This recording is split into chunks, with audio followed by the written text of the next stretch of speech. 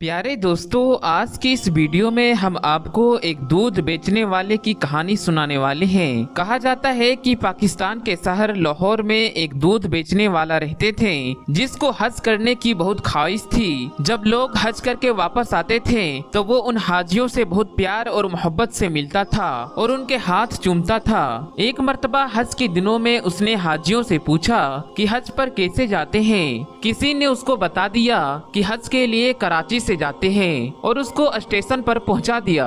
अब वो लोगों से पूछने लगा कि मुझे कराची जाना है, हम कराची कैसे जाएं? वो कई दिनों तक लाहौर के स्टेशन पर भटकता रहा। एक मर्तबा ट्रेन के कंडक्टर ने सोचा कि ये बेचारा बहुत दिनों से भटक रहा है। चुनांचे उसने दूध वाले से कहा कि तुम मेरे साथ ट्रेन में बैठ जाओ, मैं तुम्हें कराची ले चलता हूँ। और फिर वो कराची पहुँच गया। कराची स्टेशन पर पहुँचकर उसने लोगों से पूछना शुरू कर दिया कि मुझे हज पर जाना है, कैसे जाऊं? किसी ने उसे हाजी स्थान पर जाने का रास्ता बता दिया तो वो दूध वाला हाजी स्थान पर चला गया। वहाँ पर बहुत सारे लोग हज पर जा रहे थे, लेकिन उस दूध वाले के पास ना टिकट था, ना पासपोर्ट था और ना ही पैसे थे, लेकिन उसके दिल में हज करने का बड़ा जज्बा था। एक दिन उसके दिल में ख्याल आया कि हाजियों का सामान जहाज में ले जाने वाले जो कुली हैं, उनको जहाज के अंदर जाने की इजाजत है। चुनांचे उसने एक कुली से दोस्ती कर ली और कुली की वर्दी पहनकर हाजियों का सामान जहाज में रखने लगा। वो दूध वाला सामान के बहाने जहाज पर आता जाता रहा। जब हाजियों का सारा सामान खत्म हो गया तो वो जहाज के एक कोने में छुप कर बैठ गया और अपने कपड़े पहनकर कुली की वर्दी वापस कर दी। लोग अपने बिस्तरों पर मजे से सोते रहे और वो बेचारा बैठ बैठ कर वक्त गुजारता रहा। उसने जहाज के अंदर एक आदमी से कहा कि भाई जब जद्दा आए तो मुझे बता देना। चुनांचे जब जद्दा आने की रोशनी नजर आई तो उन साहब ने उनसे कहा कि वो देखो जद्दा आ गया है। उसके बाद वो दूध वाला जहाज के ऊपर चढ़ गया और वहाँ खड़े होकर समंदर के अंदर छलांग लगा दिया। उसे तो तैरना भी नहीं आता था। चुनांचे वो जब नीचे गया तो वो ऊपर ही न आ सका। उसने देखा कि ये तो नजर ही नहीं आ रहा है तो वो समझ गया कि ये दूध वाला डूब गया है। उसने सोचा कि अल्लाह को शायद यही मंजूर होगा। उसके बाद जब वो आदमी हज किया और तवाफ के बाद जब हरम शरीफ से बाहर निकल रहा था तो उसने देखा कि वो दूध वाला भी हरम शरीफ से बाहर निकल रहा है। उसने फौरन ही उस दूध वाले से पूछा कि आप तो वही हो ना जिन्होंने समंदर में छलांग लगाई थी? तो वो कहने लगा कि हाँ मैं वही हूँ। तो वो दूध वाले से पूछने लगा कि तुम्हारे साथ क्या हुआ था? तो उस दूध वाले ने कहा कि मेरे साथ क्या हुआ है ये मैं तुम्हें बाद में बताऊंगा। चुनांचे वो आदमी उसके साथ चल दिया। जब बाहर निकला तो देखा कि एक नई कार खड़ी है और ड्राइवर इंतजार कर रहा है। दूध वाला कार के अंदर बैठा और साथ में उस आदमी को भी बिठा लिया और एक मकान की तरफ ले गया। मकान में जाकर उसे एक तरफ बिठा दिया और कहा कि मेहमान के लिए कुछ खाने पीने का इंतजाम करो। चुनांचे एक खादिम कुछ फल लेकर आया। उस आदमी ने हैरान होकर कहा कि भाई मुझे बताओ कि आखिर माजरा क्या है? तो वो दूध वाला कहने लगा कि मैं तुम्हें ये सारा माजरा बाद में बताऊंगा, पहले ये मेरी कार देखो, ये मेरा ही कार है और ये मकान भी मेरा है। तो उसने पूछा ये सब कुछ तुम्हें कैसे मिल गया? तो दूध वाले ने कहा ये तो राज की बात है, लेकिन तुम मेरे बारे में जानते हो इसलिए मैं तुम्हें बता देता हूँ। फिर वो दूध वाला कहने लगा कि मेरे दिल में अल्लाह पाक का घर देखने का बड़ा शौक था और उसी शौक का बदला मुझे मिला है। जब मैं जद्दा पहुँचा तो मैंने कहा ए अल्लाह मैं अपने आप को तेरे हवाले करता हूँ। ये कहकर मैंने समंदर के अंदर छलांग लगा दी।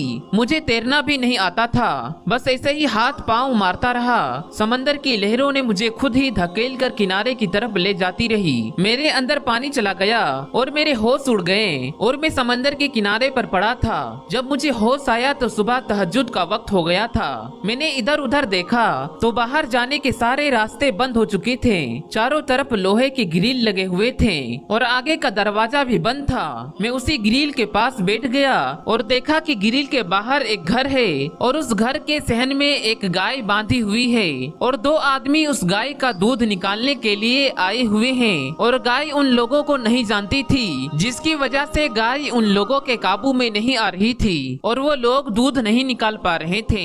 लेकिन मेरा तो काम ही यही था। जब मैंने ये मंजर देखा तो मैंने उसे आवाज देकर अपनी तरफ मुतवज्जा किया और इशारे से कहा कि इसका दूध मैं निकाल देता हूँ। वो लोग अरबी बोलते थे और समझते थे, इसीलिए मैंने उसे इशारे से ही बता दिया कि मैं इस गाय का दूध निकाल सकता हूँ। अल्लाह का करम देखिए, जहाँ मैं बंद था वहाँ के सामने वाला एरिया एक बड़ा सेठ का था। उसका एक बेटा था। डॉक्टर ने उसे हिदायत दी थी कि अपने बेटे को गाय का दूध पिलाया करो। उसने स्पेशल अपने बेटे के लिए ही गाय रखी हुई थी। गाय के अंदर दूध तो होता था लेकिन वो निकालने ही नहीं देती थी, जिसकी वजह से सेठ और उसकी बीवी को बहुत परेशानी होती थी। अब जब मैंने उससे कहा कि मैं गाय का दूध निकाल सकता हूँ तो उसने अपने सेठ से जाकर कहा कि बाहर मुसाफिरों में से एक शख्स कहता है कि मैं दूध निकाल लेता हूँ। तो सेठ ने कहा कि जाकर उसे लेकर आ जाओ। वो दरवाजे का ताला खोलकर मेरे पास आए और जब मैंने गाय पर प्यार से हाथ फेरा और उसे अपने अंदाज में बात की तो वो गाय मान गई और मैं नीचे बैठकर उससे 10 लीटर दूध निकाल कर उन्हें दे दिया। सेठ की बीबी ने देखा तो बहुत खुश हुई और कहने लगी, आज तो मेरा बेटा सारा दिन दूध पिएगा। फिर कहने लगी कि इस दूध वाले को जाने मत देना। जब सेठ से मुलाकात हुई तो उसने पूछा, आप कौन है? तो मैंने कहा कि मैं पाकिस्तान से हज करने आया हूँ। तो वो कहने लगा कि हम तुम्हें वापस नहीं जाने देंगे क्योंकि तुम अच्छा दूध निकालते हो। तो मैंने कहा कि दूध तो मैं निकाल दिया करूँगा लेकिन मुझे हज भी करना है। तो वो सेठ कहने लगा, फिक्र मत करो, हम तुम्हें हज भी करवा देंगे। दूसरे दिन उसकी बीबी ने अपने वालिद को फोन किया। उसके वालिद ने बहुत सारी गाय पाल रखा था। चुनांचे जब ये बात सुनी तो वो बहुत खुश हुआ और कहने लगा कि हमें तो खुद ऐसे ही बंदे की जरूरत थी। बाद में उसने सेठ को फोन किया तो उसने कहा कि उसे मेरे पास भेज दो। तो सेठ ने मुझे अपनी गाड़ी में बिठाकर अपने ससुर के पास भेज दिया। तो उसके ससुर ने हमसे कहा कि मैं तुम्हें यहाँ पर रखता हूँ, तुम्हारे जिम्मे में ये काम है, तुम सुबह शाम मेरे गाय भैंसों का दूध निकाल दिया करो।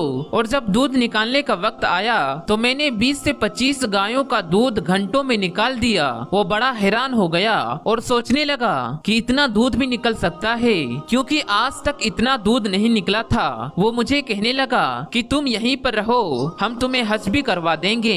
तो मैंने उनसे कहा कि मुझे घर भी वापस जाना है। तो वो कहने लगे, तुम्हें यहीं रहना है। मैंने कहा मेरी बीबी और मेरे बच्चे तो वहाँ है। तो उसने कहा, तुम फिक्र मत करो, मैंने वहाँ पर एक नया घर बनाया है, वो घर मैं तुम्हें देता हूँ। और ये मेरी कार है, ये मैं तुम्हें तोहफे में देता हूँ। अब तुम अपनी बीबी बच्चों का एड्रेस मुझे बताओ, मैं पैगाम भिजवा देता हूँ और आने वाले जहाज में तुम्हारी बीवी और तुम्हारे बच्चे भी यहाँ पर आ जाएंगे और उनके साथ एक और हज कर लेना, बल्कि हर साल हज करते रहना। अब 1 हफ्ते के बाद मेरी बीबी और मेरे बच्चे मेरे पास आ जाएंगे और मैंने हज भी अदा कर लिया है। ये अल्लाह पाक का घर देखने की बरकत है। अल्लाह पाक ने मुझे दुनिया की नेमत भी अता कर दी। अब मैं हमेशा यहीं रहूंगा और हर साल बैतुल्लाह शरीफ का हज करूंगा। सुभान अल्लाह। दोस्तों, इस वाक़ये के बारे में आपका क्या ख्याल है? कमेंट में जरूर लिखिएगा। उम्मीद करता हूँ कि आज का ये वीडियो अच्छा लगा होगा। पसंद आया हो तो इसे दिल से एक लाइक जरूर करें और मेहरबानी करके इसे शेयर भी कर दें ताकि और भी लोगों के पास ये वीडियो पहुँच जाए। तो दोस्तों, मिलते हैं अगली वीडियो में। अस्सलामु अलैकुम व रहमतुल्लाह।